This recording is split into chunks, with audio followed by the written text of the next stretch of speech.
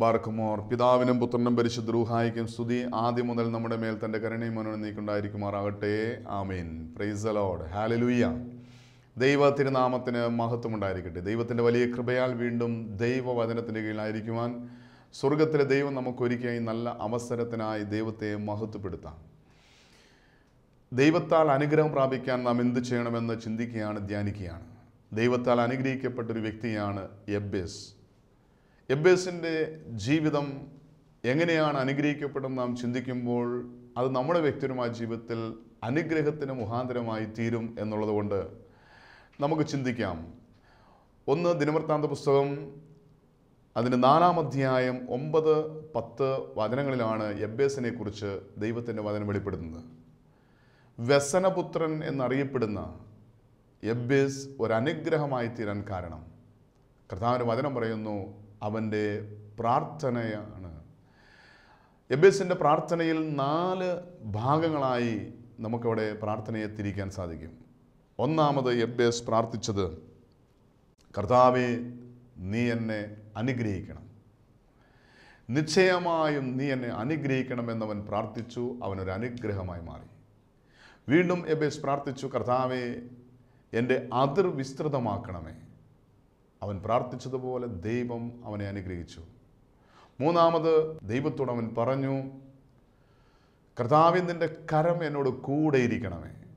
അവൻ്റെ പ്രാർത്ഥനയ്ക്ക് ദൈവം ഉത്തരം നൽകി. 4-ാമത്തെ പ്രാർത്ഥനയാണ് നാം ഇന്ന് ചിന്തിക്കുന്നത്. 4-ാമത് പ്രാർത്ഥിക്കുന്നത് അവൻ ഇങ്ങനെയാണ്, അനർത്ഥം എനിക്ക് വ്യസനകാരണമായി തീരാത്തവണ്ണം എന്നെ കാക്കുകയും ചെയ്താൽ കൊള്ളാമായിരുന്നു. യബ്ബേസിൻ്റെ 4-ാമത്തെ പ്രാർത്ഥന ഇതായിരുന്നു, അനർത്ഥം എനിക്ക് വ്യസന കാരണമായി തീരാത്തവണ്ണം എന്നെ കാക്കുകയും ചെയ്താൽ കൊള്ളാമായിരുന്നു. വ്യസനത്തിൻ്റെ പുത്രൻ എന്നറിയപ്പെടുന്ന യബ്ബേസ്, അവനൊരു വ്യസന കാരണമായി തീർന്നതുകൊണ്ട് അമ്മ അവനെ യബ്ബേസ് എന്ന പേരിട്ടു. യബ്ബേസ് എന്ന വാക്കിൻ്റെ അർത്ഥം വ്യസനത്തിൻ്റെ പുത്രൻ, ദുഃഖപുത്രൻ. ഇവിടെ ഈ പേര് മുഖാന്തരം അവനൊരു വ്യസന പാത്രമായി, ഒരു ദുഃഖ കാരണമായി തീർന്നുവെങ്കിൽ അവൻ ദൈവത്തോട് പ്രാർത്ഥിക്കുകയാണ്, കർത്താവേ അനർത്ഥം എനിക്ക് വ്യസന കാരണമായി തീരാത്തവണ്ണം എന്നെ കാക്കുമാറാകണമേ. അപ്പോൾ ഇവൻ്റെ വ്യസനത്തിൻ്റെ കാരണം അനർത്ഥമാണെന്ന് അവൻ തന്നെ ദൈവസന്നിധിയിൽ ബോധ്യപ്പെടുത്തുകയാണ്, വെളിപ്പെടുത്തുകയാണ്. നമ്മുടെ ദുഃഖത്തിൻ്റെ കാരണം നമ്മുടെ ജീവിതത്തിലുണ്ടാകുന്ന അനർത്ഥങ്ങളാണ് എന്നതിന് യാതൊരു സംശയമില്ല. ജീവിതത്തിൽ ദുഃഖമനുഭവിക്കുന്ന ആരെങ്കിലും ഈ സ്വരം കേൾക്കുന്നുണ്ടെങ്കിൽ അതിൻ്റെ പിന്നിൽ ഒരു അനർത്ഥമുണ്ടായിരിക്കും. ഏതെങ്കിലും ഒരു അനർത്ഥം ജീവിതത്തിൽ വരുമ്പോഴാണ് അത് ദുഃഖകാരണമായി തീരുന്നത്. ജീവിതത്തിൽ അനർത്ഥങ്ങൾ അനുഭവിക്കാത്ത ആരുമില്ല. ചെറുപ്രായം മുതൽ ഒരുപക്ഷെ വാർദ്ധക്യത്തിനായിരിക്കുന്ന സമയം വരെയും ജീവിതത്തിൽ എന്തുമാത്രം അനർത്ഥങ്ങൾ വന്നിട്ടുണ്ട്. ജീവിതത്തിൽ അത് മുഖാന്തരം കണ്ണുനീരും വേദനയുമായി വ്യസനപാത്രമായി ജീവിക്കുന്ന എത്രയോ വ്യക്തി ജീവിതങ്ങൾ. ഒരുപക്ഷെ ജീവിതം മുഴുവനൊരു ദുഃഖമായി, ഒരു പ്രശ്നം കഴിയുമ്പോൾ അടുത്ത പ്രശ്നം, അത് മാറിക്കഴിയുമ്പോൾ അടുത്ത പ്രശ്നം, എന്നും രോഗം, എന്നും കഷ്ടത, എന്നും ദാരിദ്ര്യം, എന്നും വേദനയുമായി ജീവിക്കുന്ന അനേകം വ്യക്തികൾ നമുക്ക് ചുറ്റുമുണ്ടാകാം. എന്നാൽ ഇവിടെ യബ്ബേസിൻ്റെ പ്രാർത്ഥന, കർത്താവേ അനർത്ഥം എനിക്ക് വ്യസന കാരണമായി തീരാത്തവണ്ണം എന്നെ കാക്കുമാറാകണം. ഒരു വ്യക്തിയുടെ ജീവിതത്തിൽ ദൈവത്തിൻ്റെ കരത്തിൻ്റെ കീഴിൽ താണിരിക്കുമ്പോൾ, ദൈവത്തിൻ്റെ സംരക്ഷണത്തിൻ്റെ ചിറകീഴിൽ ആയിരിക്കുമ്പോഴാണ് അവൻ്റെ വ്യസനം മാറിപ്പോകുന്നത്. അതിനെക്കുറിച്ച് കർത്താവിൻ്റെ വചനം വ്യക്തമായിട്ട് നമ്മളെ പഠിപ്പിക്കുന്ന ഒരു സങ്കീർത്തനമാണ് 91-ാം സങ്കീർത്തനം. 91-ാം സങ്കീർത്തനം അതിൻ്റെ 10-ാമത്തെ വാക്യം കർത്താവിൻ്റെ വചനം ഇങ്ങനെ പറയുകയാണ്, ഒരനർത്ഥവും നിനക്ക് ഭവിക്കുകയില്ല, ഒരു ബാധയും നിൻ്റെ കൂടാരത്തിന് നേരെ അടുക്കുകയില്ല. അപ്പോൾ അനർത്ഥം വ്യസന കാരണമാണെങ്കിൽ ഈ അനർത്ഥം ഉണ്ടാകാതിരുന്നാൽ വ്യസനം മാറിപ്പോകും, അല്ലെങ്കിൽ വ്യസനം ഉണ്ടാകാതിരിക്കും. സകല ദുഃഖത്തിൻ്റെയും കാരണം അനർത്ഥമാണെങ്കിൽ, ജീവിതത്തിലുണ്ടാകുന്ന പല അനർത്ഥങ്ങളാണ് ജീവിതത്തിൻ്റെ ദുഃഖത്തിൻ്റെ കാരണമെങ്കിൽ, ഈ അനർത്ഥം ഉണ്ടാകാതിരിക്കാൻ നമ്മൾ ചെയ്യേണ്ട പ്രവൃത്തി എന്താണെന്ന് കർത്താവിൻ്റെ വചനം പഠിപ്പിക്കുക. ഒരനർത്ഥവും നിനക്ക് ഭവിക്കുകയില്ല, ഒരു ബാധയും നിൻ്റെ കൂടാരത്തിന് അടുക്കുകയില്ല. ഇത് ദൈവം നമ്മോട് പറയുന്ന ഒരു വാഗ്ദാനമാണ്. ഈ വാഗ്ദാനം നമുക്ക് ലഭിക്കണമെങ്കിൽ നമ്മൾ ചെയ്യേണ്ട ഒരു പ്രവൃത്തിയുണ്ട്. അതിൽ 9-ാമത്തെ വാക്യത്തിൽ കർത്താവിൻ്റെ വചനം പറയുന്നു, യഹോവേ, നീ എൻ്റെ സങ്കേതമാകുന്നു, നീ അത്യുന്നതനെ നിൻ്റെ വാസസ്ഥലമാക്കിയിരിക്കുന്നു.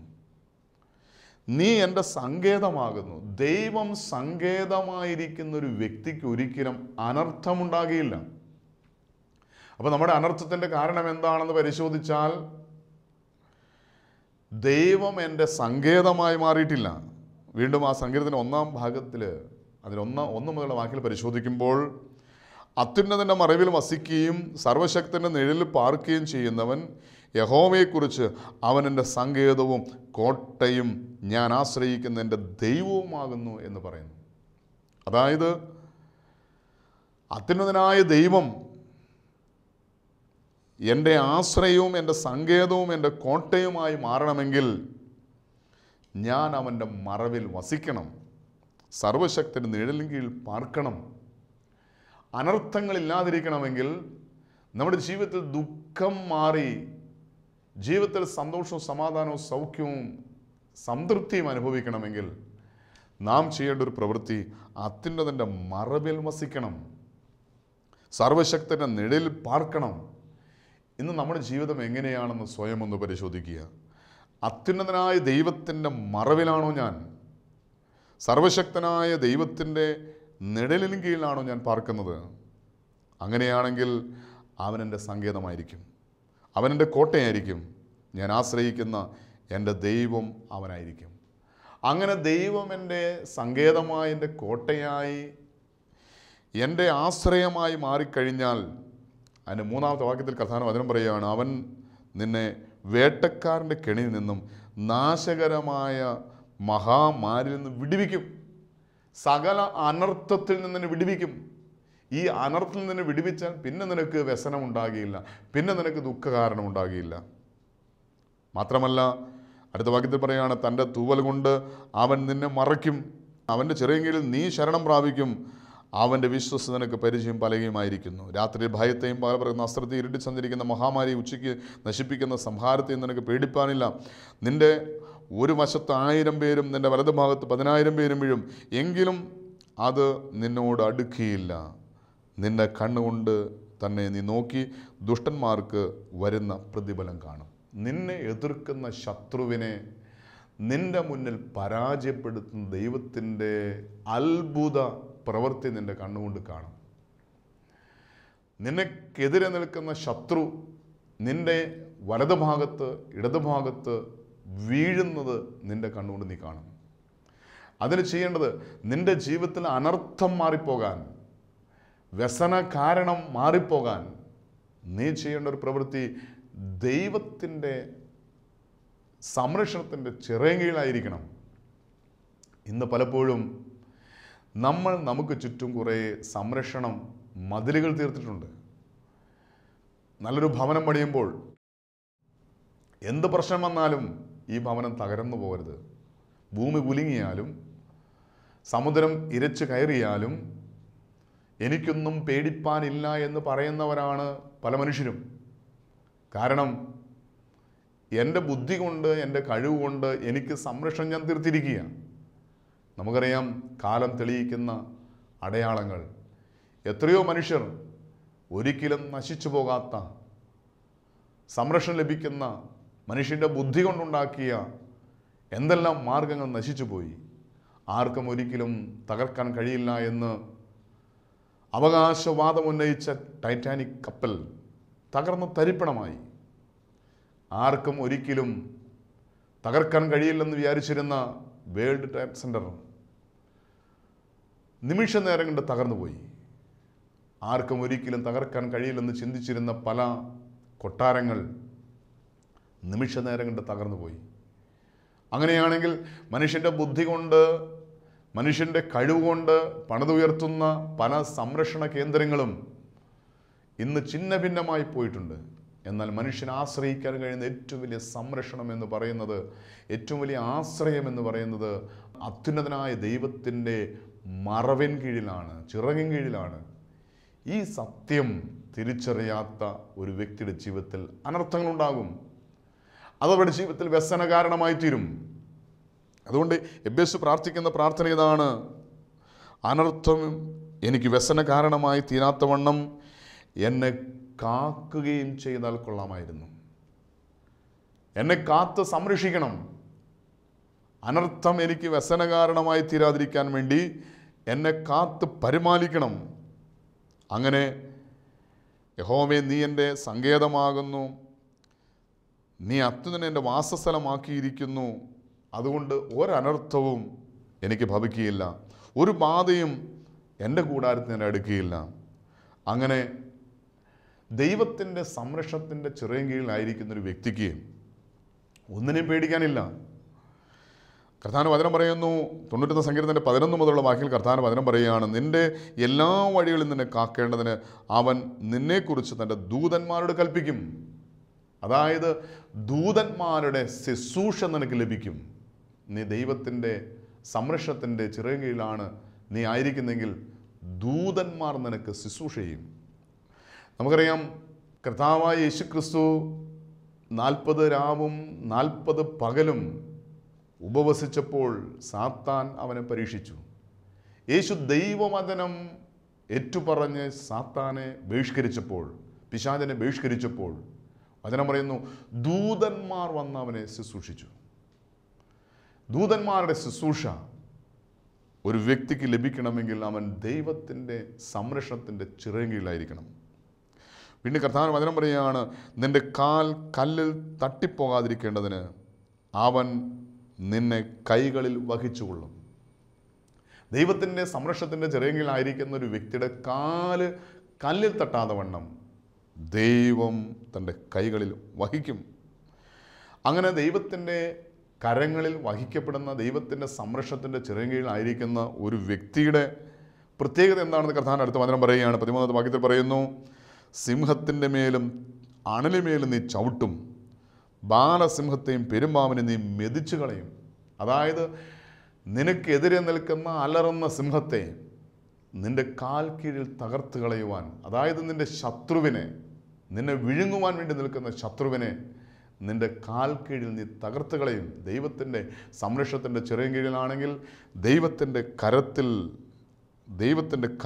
ദൈവം തന്നെ വഹിക്കുന്ന ഒരനുഭവം ഉണ്ടാകുമ്പോൾ നിന്നെക്കുറിച്ച് ദൈവത്തിൻ്റെ വചനം പറയുകയാണ്: നീ സിംഹത്തിൻ്റെ മേലും അണിനുമേലും ചവിട്ടി നടക്കും, ബാലസിംഹങ്ങളും പെരുമ്പാളും നീ മെതിച്ചു കളയും. വീണ്ടും വചനം പറയുന്നു: അവൻ എന്നോട് പറ്റിയിരിക്കിയാൽ ഞാൻ അവനെ വിടുവിക്കും. അവൻ എന്നോട് പറ്റിയിരിക്കുകയാണ്. ദൈവത്തിൻ്റെ സംരക്ഷണത്തിൻ്റെ ചിറകിൻ കീഴിലാണ് എങ്കിൽ കർത്താവിൻ്റെ വചനം പറയുകയാണ്: ഞാൻ അവനെ വിടുവിക്കും. അവൻ എൻ്റെ നാമത്തെ അറിയാൽ അവനെ ഞാൻ ഉയർത്തും. ഇന്ന് നീ നിന്നെ തന്നെ ഉയർത്താൻ ശ്രമിക്കുമ്പോൾ അത് പരാജയത്തിൽ അവസാനിക്കുന്നുവെങ്കിൽ ദൈവം നിന്നെ ഉയർത്തുമ്പോൾ നിന്നെ തകർക്കാൻ ഒരു വ്യക്തിക്കോ ഒരു ശക്തിക്കോ സാധ്യമല്ല. അതുകൊണ്ട് ഇന്ന് ഉയർച്ച പ്രാപിക്കാൻ വേണ്ടി നീ ചെയ്യുന്ന എല്ലാ പ്രവൃത്തികളും ഉപേക്ഷിച്ചിട്ട് ദൈവത്തിൻ്റെ കരത്തിൽ നിന്നെ തന്നെ ഏൽപ്പിച്ചു കൊടുക്കുമ്പോൾ ദൈവം നിന്നെ തക്ക സമയത്ത് ഉയർത്തുമെന്ന് കർത്താവിൻ്റെ വചനം വെളിപ്പെടുത്തുകയും വീണ്ടും പറയുന്നു: ഇങ്ങനെ ദൈവത്തിൻ്റെ സംരക്ഷണത്തിൻ്റെ ചിറകിൻ കീഴിലായിരിക്കുന്ന, ദൈവത്തിൻ്റെ കരങ്ങളിലായിരിക്കുന്ന ഒരു വ്യക്തി, അവൻ എന്നെ വിളിച്ചപേക്ഷിക്കും, ഞാൻ അവന് ഉത്തരമരുളും. കഷ്ടകാലത്ത് ഞാൻ അവനോട് കൂടെയിരിക്കും, ഞാൻ അവനെ വിടുവിച്ച് മഹത്വപ്പെടുത്തും. കഷ്ടകാലത്ത് ഒരു മനുഷ്യൻ്റെ ജീവിതത്തിൽ ഏറ്റവും കൂടുതൽ വേദന അനുഭവിക്കുന്ന സമയമാണ് കഷ്ടകാലം. അത് രോഗമാവാം, സാമ്പത്തികമായ തകർച്ചയായിരിക്കാം, ആരുമില്ലാത്ത മരുഭൂമി അവസ്ഥയായിരിക്കാം. ഈ കഷ്ടതയിൽ ദൈവം പറയുകയാണ്: ഞാൻ അവനോട് കൂടെയിരിക്കും. ഒരു മനുഷ്യൻ്റെ ജീവിതത്തിൽ ഏറ്റവും വലിയ സന്തോഷവും സമാധാനവും സംതൃപ്തി അനുഭവിക്കുന്ന നിമിഷമാണ് ദൈവം തന്നോട് കൂടെ ഇരിക്കുന്ന ഒരു അനുഭവം. നമ്മുടെ വ്യക്തിപരമായ ജീവിതത്തിൽ ഈ ഒരു അനുഭവം ഉണ്ടായിട്ടുണ്ടോ?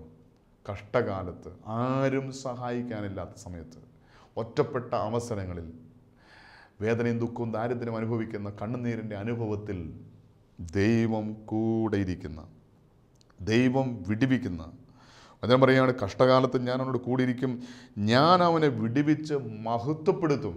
അതായത് നിൻ്റെ സകല കഷ്ടതയിൽ നിന്നും, രോഗത്തിൽ നിന്നും, കണ്ണുനീരിൽ നിന്നും നിന്നെ വിടിവിച്ച് ദൈവത്തിൻ്റെ മഹത്വം നിന്നിൽ വെളിപ്പെടുവാൻ ദൈവം സഹായിക്കുമെന്ന് കർത്താവിൻ്റെ വചനം വെളിപ്പെടുത്തുകയാണ്. ഞാൻ അവനെ വിടിവിച്ച് അവനെ മഹത്വപ്പെടുത്തും. മാത്രമല്ല കർത്താവിൻ്റെ വചനം പറയുന്നു, ദീർഘായുസ് കൊണ്ട് ഞാൻ അവനെ തൃപ്തി വരുത്തും. ദീർഘായുസ് എന്ന് പറഞ്ഞാൽ ദൈവം നിനക്ക് നൽകിയിരിക്കുന്ന ആയുസ് അതിൻ്റെ പൂർണ്ണതയിൽ ജീവിക്കാൻ ദൈവം നിനക്ക് അവസരം നൽകും. അങ്ങനെ നീ തൃപ്തി അനുഭവിക്കും. ഇന്ന് ദൈവം മനുഷ്യൻ നൽകിയിരിക്കുന്ന ആയുസ് അതിൻ്റെ പൂർണ്ണതയിൽ ജീവിക്കാൻ മനുഷ്യന് സാധിക്കുന്നില്ല. പെട്ടെന്നുള്ള മരണത്തിൽ നിന്ന് ഞങ്ങളെ രക്ഷിക്കണമേ എന്ന് നമ്മൾ പ്രാർത്ഥിക്കുന്നുണ്ട്. എന്നാൽ ദൈവം നൽകിയിരിക്കുന്ന ആയുസ് അതിൻ്റെ പൂർണ്ണതയിൽ ജീവിക്കണമെങ്കിൽ ദൈവത്തിൻ്റെ സംരക്ഷണത്തിൻ്റെ ചിറകിൽ നാം നമ്മെ തന്നെ ഏൽപ്പിച്ചു കൊടുക്കണം. ദൈവത്തിൻ്റെ കരങ്ങളിൽ ദൈവം നമ്മെ വഹിക്കുന്ന ദൈവത്തിൻ്റെ സംരക്ഷണത്തിൻ്റെ ആ ഒരു അനുഭവം നമ്മുടെ ജീവിതത്തിലുണ്ടെങ്കിൽ ഒരനർത്ഥവും നമ്മുടെ കൂടാരത്തിന് നേരെ അടുക്കുകയില്ല. ഒരു ബാധയും നിൻ്റെ കൂടാരത്തിന് നേരെ അടുക്കുകയില്ല. ഒരു അനർത്ഥവും നിനക്ക് ഭവിക്കുകയില്ല. ദൈവം നിന്നെ ദൈവത്തിൻ്റെ സംരക്ഷണത്തിൻ്റെ ചിറകിൽ വഹിക്കും. അങ്ങനെയുള്ളവർക്ക് ദീർഘായുസ്സുണ്ട്. പെട്ടെന്നുള്ള മരണത്തിൽ നിന്ന് ദൈവം അവനെ കാത്ത് സംരക്ഷിക്കും. മാത്രമല്ല ദീർഘായുസ് കൊണ്ട് ഞാൻ അവനെ തൃപ്തി വരുത്തുമെന്ന് മാത്രമല്ല, ദൈവം പറയുകയാണ്, എൻ്റെ രക്ഷയെ അവന് കാണിച്ചു കൊടുക്കും. എൻ്റെ രക്ഷയെ, നിത്യരക്ഷയെ ഞാൻ അവന് കാണിച്ചു കൊടുക്കും. അതായത് നിത്യരക്ഷ എന്ന് പറയുന്നത് നിത്യജീവനാണ്. നിത്യജീവൻ അവന് ദാനമായി നൽകും. ഈ ഭൂമിയിലെ രക്ഷ മാത്രമല്ല, ഈ ഭൂമിയിലെ സംരക്ഷണം മാത്രമല്ല, ഈ ഭൂമിയിലുള്ള വിടുതൽ മാത്രമല്ല, ഈ ലോക ജീവിതം വിട്ടുകഴിഞ്ഞാൽ നിത്യമായൊരു ജീവിതമുണ്ട്. ആ നിത്യമായ ജീവിതത്തിൽ രോഗങ്ങളില്ലാത്ത, ദുഃഖങ്ങളില്ലാത്ത, വേദനയില്ലാത്ത, കണ്ണുനീരില്ലാത്ത, സന്തോഷം മാത്രമുള്ള ആനന്ദത്തിൻ്റെ പറുദീസായിൽ, ആനന്ദത്തിൻ്റെ സന്തോഷ ഭവനത്തിൽ അവൻ നമ്മെ ആ നിത്യജീവൻ കാണിച്ചു നൽകും. അവൻ രക്ഷ അനുഭവിക്കാൻ കൃപ നൽകുമെന്ന് കർത്താവിൻ്റെ വചനം പറയുകയാണ്.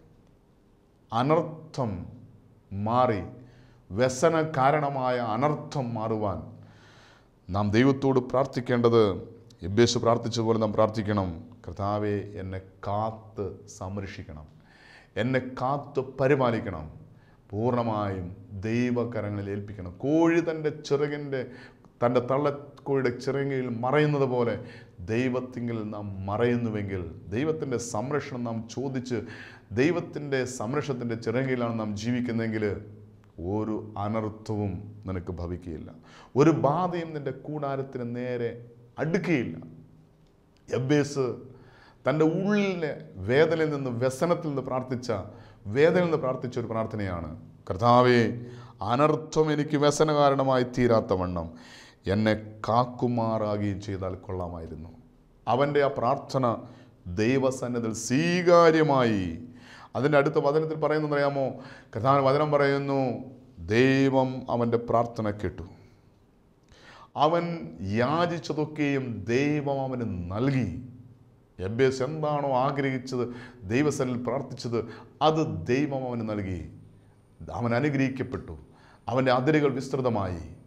മാത്രമല്ല കർത്താവിൻ്റെ വചനം പറയുന്നു, ദൈവത്തിൻ്റെ കരം അവനോട് കൂടെയിരുന്നു.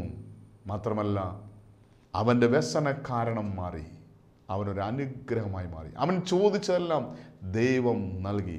നാം തിരിച്ചൊരു കാര്യമുണ്ട്, നാം പ്രാർത്ഥിക്കുന്നതിന് ഉത്തരം നൽകുന്ന ദൈവമാണ് നമ്മുടെ ദൈവം. ഒരു വ്യക്തിയെ, ഒരു സാധാരണ വ്യക്തിയെ അസാധാരണ വ്യക്തിയാക്കി മാറ്റുന്ന ദൈവമാണ് നമ്മുടെ ദൈവം. യബ്ബേസിൻ്റെ പ്രാർത്ഥന ദൈവം കേട്ടു. അവൻ്റെ സ്ഥിതിക്ക് മാറ്റം വരുത്തി. അവൻ്റെ മാതാവിന് അവൻ വ്യസന കാരണമായതുകൊണ്ട്, ദുഃഖ കാരണമായതുകൊണ്ട് അവന് യബ്ബേസ് എന്ന് പേരിട്ടു. എന്നാൽ യബ്ബേസ് ഒരു അനുഗ്രഹമായി മാറാൻ കാരണം അവൻ്റെ ഹൃദയത്തിൽ നിന്നുള്ള നിലവിളി, അവൻ്റെ പ്രാർത്ഥന ദൈവസന്നിധിയിൽ സ്വീകാര്യമായി. നമുക്കും വ്യക്തിപരമായി ദൈവത്തോട് പ്രാർത്ഥിക്കാം. കർത്താവെ, എന്നെ അനുഗ്രഹിക്കണമേ, എന്നെ അനുഗ്രഹിക്കണമേ, എൻ്റെ അനുഗ്രഹത്തെ വർദ്ധിപ്പിക്കണമേ, എൻ്റെ അതിരുകൾ വിസ്താരമാക്കണമേ. മാത്രമല്ല, നിൻ്റെ കരം എൻ്റെ കൂടെ ഇരിക്കണമേ. മാത്രമല്ല, എൻ്റെ വ്യസനത്തിന് കാരണമായ അനർത്ഥങ്ങൾ എന്നിൽ നിന്ന് വിടിവിക്കുവാൻ തക്കവണ്ണം എന്നെ കാത്ത് സംരക്ഷിക്കണമേ. ദൈവത്തിൻ്റെ ഒരു സംരക്ഷണത്തിൻ്റെ ചിറകിൻ കീഴിൽ ആയിരിക്കുവാൻ നമുക്ക് നമ്മെ തന്നെ സമർപ്പിക്കാം. ഇത്രയും നാളും സ്വന്തം ബുദ്ധിക്കനുസരിച്ച്, യുക്തിക്കനുസരിച്ച് നാം നമുക്ക് വേണ്ടി ഒരു സംരക്ഷണം തീർത്തുവെങ്കിൽ അതെല്ലാം നഷ്ടപ്പെട്ടു പോകുന്നൊരു സമയമുണ്ട്. നമ്മുടെ ആരോഗ്യം നഷ്ടപ്പെടുന്നൊരു സമയമുണ്ട്. നമ്മുടെ സമ്പത്ത് നഷ്ടപ്പെടുന്നൊരു സമയമുണ്ട്. നാം സമ്പാദിച്ച് കൂട്ടിയതെല്ലാം ഉപേക്ഷിച്ച് ഈ ലോകം വിട്ടു പോകേണ്ട ഒരു സമയമുണ്ട്. എന്നാൽ ദൈവത്തിൻ്റെ സംരക്ഷണത്തിൻ്റെ ചിറകിലാണെങ്കിൽ, ദൈവം നമ്മോട് കൂടെ ഉണ്ടെങ്കിൽ, അവൻ്റെ കരങ്ങളിലാണ് ഞാനെങ്കിൽ നമുക്ക് ദൈവം ഒരുക്കിയിരിക്കുന്നൊരു നിത്യമായൊരു ജീവിതമുണ്ട്. ഈ ലോകം വിട്ട് കഴിഞ്ഞാലും ഈ ലോകം നമുക്ക് സുരക്ഷിതമല്ല. ഈ ലോകം എപ്പോൾ വേണമെങ്കിലും ഈ ലോകം നമുക്ക് നഷ്ടപ്പെടാം. ഒരു മനുഷ്യൻ്റെ ജീവിതത്തിൽ എപ്പോഴും ഓർത്തിരിക്കേണ്ട ഒരു കാര്യമുണ്ട്, ഒരു മരണം എപ്പോൾ വേണമെങ്കിലും സംഭവിക്കാം. ജീവിച്ചിരിക്കുന്ന ഏതൊരു മനുഷ്യനും മരണമുണ്ട്. അതെപ്പോൾ, എവിടെ വെച്ച്, എങ്ങനെയെന്ന് ആർക്കും അറിയില്ല. ഒരു മനുഷ്യന് മരണം എപ്പോൾ വേണമെങ്കിലും സംഭവിക്കാം. രണ്ടാമത് എപ്പോഴും ഓർത്തിരിക്കേണ്ട കാര്യമാണ്, ഈ ലോകം എപ്പോൾ വേണമെങ്കിലും അവസാനിക്കാം. ഈ ലോകത്തിൻ്റെ അവസാനം എപ്പോൾ, എങ്ങനെയെന്ന് ആർക്കും പറയാൻ സാധ്യമല്ല. ഈ ലോകം എപ്പോൾ വേണമെങ്കിലും അവസാനിക്കാം. മൂന്നാമത് എപ്പോഴും ഓർത്തിരിക്കേണ്ട കാര്യമാണ്, എൻ്റെ യേശു എപ്പോൾ വേണമെങ്കിലും വീണ്ടും വരാം. അവൻ വീണ്ടും വന്നാൽ ഒരുപക്ഷെ കർത്താവായ യേശു ക്രിസ്തുവിൽ വിശ്വസിച്ച് ഈ ലോകം മൺമറഞ്ഞു പോയ മൃതരായ വിശ്വാസികൾ അവനോടുകൂടെ പറന്നു വരും. യേശു ക്രിസ്തുവിൽ വിശ്വസിച്ച് വിശുദ്ധ ജീവൻ നയിക്കുന്ന ജീവിച്ചിരിക്കുന്നവർ അവനോട് പറന്നു വരും. ശേഷിക്കുന്ന മനുഷ്യർ നരകയാതന ഈ ലോകത്തിൽ അനുഭവിക്കേണ്ടി വരും എന്നത് കർത്താവിൻ്റെ വചനം പറയുന്നത് സത്യമാണ്. അതുകൊണ്ട് ഒരു മനുഷ്യൻ എപ്പോൾ വേണമെങ്കിലും മരിക്കാം. ലോകത്തിൻ്റെ അവസാനം എപ്പോൾ വേണമെങ്കിലും സംഭവിക്കാം. യേശു വാഗ്ദത്തം ചെയ്തതുപോലെ എപ്പോൾ വേണമെങ്കിലും വീണ്ടും വരാം. ഈ മൂന്ന് കാര്യങ്ങൾ എപ്പോൾ സംഭവിക്കുമെന്ന് അറിയാത്തത് കൊണ്ട് യേശു ക്രിസ്തു പറയാ, കള്ളൻ രാത്രിയിൽ എപ്പോൾ വരുമെന്ന് അറിയായക കൊണ്ട് വീട്ടുടമസ്ഥൻ ഉണർന്നിരിക്കുന്ന പോലെ നമുക്കും ഉണർന്നിരിക്കാം. ദൈവകരങ്ങളിൽ നമ്മെ തന്നെ പൂർണ്ണമായി സമർപ്പിച്ചുകൊണ്ട്, കർത്താവെ, എന്നെ അനുഗ്രഹിക്കണമേ, നിൻ്റെ കരമെന്നോട് കൂടെ ഇരിക്കണമേ, എൻ്റെ അതിർ വിസ്താരമാക്കണമേ. കർത്താവെ, എന്നെ കാത്ത് സംരക്ഷിച്ച് എൻ്റെ അനർത്ഥം നിന്ന് എന്നെ വിടുവിക്കണമേ എന്ന് നമുക്ക് ആഗ്രഹിക്കാം, പ്രാർത്ഥിക്കാം. യബ്ബേസ് എന്നൊരു വ്യക്തി ഈ ഒരൊറ്റ പ്രാർത്ഥന കൊണ്ട് ഒരനുഗ്രഹമായി മാറി, മറ്റുള്ളവർക്ക് ഒരു അനുഗ്രഹ കാരണമായി മാറി. നമുക്കും ഒരനുഗ്രഹമായി മാറാം. നമ്മുടെ കുടുംബത്തിലുള്ളവർക്ക്, നമ്മുടെ മാതാപിതാക്കൾക്ക്, നമ്മുടെ മക്കൾക്ക്, ജീവിത പങ്കാളിക്ക്, തലമുറയ്ക്ക് നാം ഒരു അനുഗ്രഹമായി തീരുവാൻ ദൈവസന്നിധിയിൽ നമ്മെ സമർപ്പിച്ചുകൊണ്ട് നമുക്ക് പ്രാർത്ഥിക്കാം, കണ്ണടയ്ക്കാം. പരിശുദ്ധനായ ഞങ്ങളുടെ നല്ല ദൈവമേ, യബ്ബേസിൻ്റെ പ്രാർത്ഥന ആ വ്യക്തിയെ ഒരനുഗ്രഹമാക്കി മാറ്റിയെങ്കിൽ ഞങ്ങൾ യബ്ബേസിനോട് ചേർന്ന് പ്രാർത്ഥിക്കുകയാണ്. കർത്താവേ, ഞങ്ങളെ നിശ്ചയമായും അനുഗ്രഹിക്കുമാറാകണമേ. ഞങ്ങളുടെ അതിർവിസ്തൃതമാക്കണമേ. ഞങ്ങളുടെ മേൽ നിൻ്റെ കരം കൂടെ ഇരിക്കണമേ. ഞങ്ങളുടെ അനർത്ഥം വ്യസന കാരണമായി തീരാതിരിപ്പാൻ അവിടെ ഞങ്ങളെ കാത്ത് സംരക്ഷിക്കുമാറാകണമേ. ഈ വചനം കേൾക്കുന്ന എല്ലാവർക്കും നിൻ്റെ സംരക്ഷണത്തിൻ്റെ ചിറകിൽ വസിക്കുവാനുള്ള കൃപ നൽകണമേ. യേശുവേ, നീ മാത്രമാണ് ഏക സത്യ നിത്യദൈവമെന്ന് തിരിച്ചറിഞ്ഞ് കർത്താവായ യേശു ക്രിസ്തുവിൻ്റെ കരത്തിൻ്റെ കീഴത്താണിരുന്ന് കർത്താവിൻ്റെ സംരക്ഷണത്തിൻ്റെ ചിറകിൽ തന്നെ തന്നെ സമർപ്പിച്ച് നിത്യത്തിൽ ലഭിക്കാൻ പോകുന്ന വാഗ്ദത്തത്തിനായി, അനുഗ്രഹങ്ങൾക്കായി കർത്താവിനെ മഹത്വപ്പെടുത്തി ജീവിക്കാനുള്ള കൃപശക്തി അഭിഷേകം നടന്ന് പ്രാർത്ഥിക്കുന്നു. അനേക നാളുകളായി ആഗ്രഹിക്കുന്ന ചില പ്രാർത്ഥനാ വിഷയത്തിൻ്റെ മേൽ ഉത്തരം കിട്ടാതെ കർത്താവ് ജീവിതത്തിൽ ദുഃഖവും നിരാശയും വേദനയും അനുഭവിക്കുന്ന, അത് വ്യസന കാരണമായി തീർന്നിരിക്കുന്ന, ദുഃഖ കാരണമായി തീർന്നിരിക്കുന്ന സകല വേദനകളെയും ദുഃഖങ്ങളെയും ഭാരങ്ങളെയും നൊമ്പരങ്ങളെയും രോഗങ്ങളെല്ലാം കർത്താവിൻ്റെ കരങ്ങളിലേക്ക് സമർപ്പിക്കുകയാണ്. പിതാവിടുത്തെ പുത്രനായ യേശു ക്രിസ്തു മുഖാന്തരം എല്ലാറ്റിന്മേലും അവിടുന്ന് ജയം നൽകണം, വിട നൽകണം. ഒരു അനർത്ഥവും നിനക്ക് ഭവിക്കുകയില്ല. ഒരു ബാധയും നിൻ്റെ കൂടാരത്തിന് നേരെ അടുക്കുകയിൽ എന്നുള്ള വചനത്തിൻ്റെ യോഗ്യതയാൽ കർത്താവേ, ഞങ്ങൾക്ക് നിൻ്റെ രക്തത്തിൻ്റെ സംരക്ഷണം തരണം, വചനത്തിൻ്റെ സംരക്ഷണം തരണം. കർത്താവെ, സക്കറിയ 2:5 വചനത്തിൽ യോഗ്യതയാൽ നീ ഞങ്ങൾക്ക് ചുറ്റും തീമതിനായി നിൽക്കണം, നിന്റെ മഹത്വം ഞങ്ങളുടെ കൂടെ ഇരിക്കണം. യേശുവിൻ്റെ നാമത്തിൽ ഞങ്ങൾ ഒന്നു ചേർന്ന് പ്രാർത്ഥിക്കുന്നു. പിതാവേ, അവിടുത്തെ പുത്രനായ യേശുവിൻ്റെ നാമത്തിൽ ഈ സ്വരം കേൾക്കുന്ന എല്ലാവർക്കും അവിടുത്തെ സംരക്ഷണം നൽകി നിത്യജീവന് അവകാശിയായി തീരുവാൻ സഹായിക്കണം, അനുഗ്രഹിക്കണം. എല്ലാവിധ നന്മകളാൽ കൃപണം ഞങ്ങൾ അനുഗ്രഹിക്കണം. പരിശുദ്ധി അമ്മേ, ദൈവമാതാവേ, ഞങ്ങൾക്ക് വേണ്ടി പ്രാർത്ഥിക്കണമേ. സകല ശുദ്ധിമാന്മാരെ, ശുദ്ധിമതികളെ ഞങ്ങൾക്ക് വേണ്ടി പ്രാർത്ഥിക്കണമേ. എല്ലാം ഞങ്ങൾക്ക് വേണ്ടി ക്രൂശിൽ മരിച്ച് മരണത്തെ ജയിച്ച് ഉയർത്തെഴുന്നേറ്റ് ഇന്നും ജീവിക്കുന്ന ഞങ്ങളുടെ കർത്താവും ഞങ്ങളുടെ ദൈവവുമായ യേശുവിൻ്റെ അതിപരിശുദ്ധമായ നാമത്തിൽ ചോദിക്കുമ്പോൾ കൃപയോടെ കേൾക്കണം നല്ല പിതാവേ. ആമേൻ.